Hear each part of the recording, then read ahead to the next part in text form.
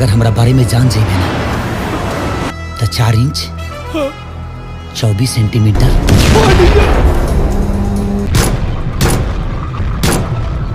कहानी को छुपाया जा सकता है लेकिन डर को नहीं। वो कहानी फिर से शुरू हुई, वो डेविल फिर वापस आया।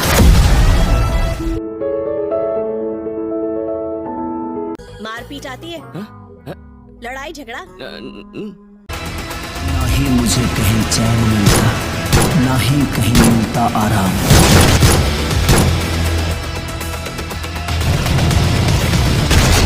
यार तेरी पहली नजर को सड़ा।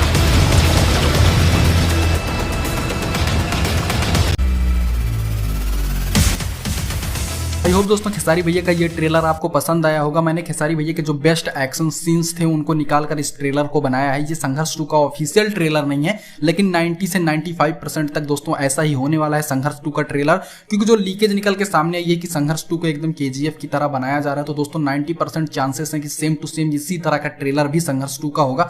मैं आपको बता दूं दोस्तों, इस फिल्म में जो खेसारी भैया है उनको एक विलेन की तरह ही इंट्रोड्यूस किया गया है। मतलब कि वो स्टार्टिंग में पुलिस है, लेकिन बाद में वो एक विलेन बन जाते हैं बड़े विलेन को मारने के लिए।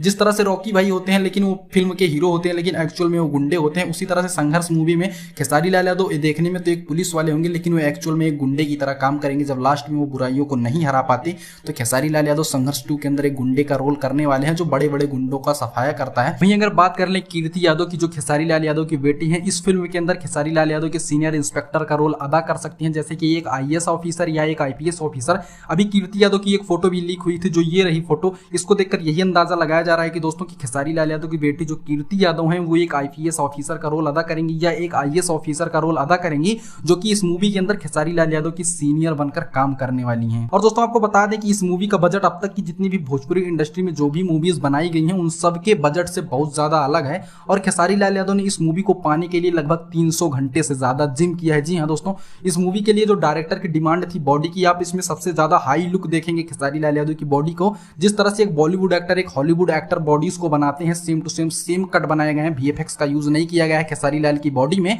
वैसे मूवी में VFX को नेक्स्ट लेवल तक यूज किया गया है, लेकिन इनकी बॉडी को दिखाने के लिए कोई भी VFX नहीं यूज किया गया है। इस मूवी के अंदर खेसारी लाल यादव की जितनी भी बॉडी है वो पूरी रियल बॉडी है। जी हाँ, खेसारी लाल यादव ने इसको अपने इंटरव्यू में कहा कि मैंने इस मूवी को पाने के लिए लगभग 300 घंटे से ज्यादा जिम किया है। तो दोस्तों अगर हम कुल मिलाकर देखें तो भोजपुरी इंडस्ट्री की जो सबसे बड़ी मूवी होने वाली है वो है संघर्ष 2, और खेसारी लाल यादव की कैरियर की सबसे बड़ी मूवी जो होने वाली है वो है संघर्ष 2।